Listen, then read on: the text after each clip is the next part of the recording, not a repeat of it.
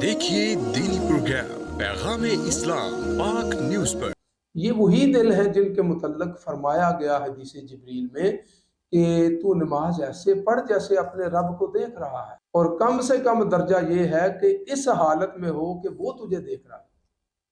تو یہ وہ دل ہیں جن کے سامنے تلاوت ہوتی ہے، خشیت میں آ جاتے ہیں۔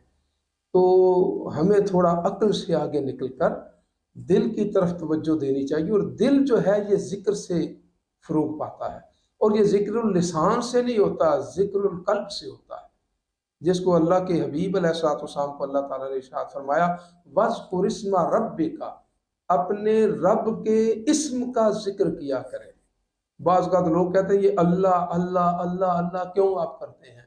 تو اللہ تعالیٰ خود فرماتا ہے وَاذْكُرِ اسْمَ رَبِّكَ، اپنے رب کے نام کا، اسم کا ذکر کیا کریں۔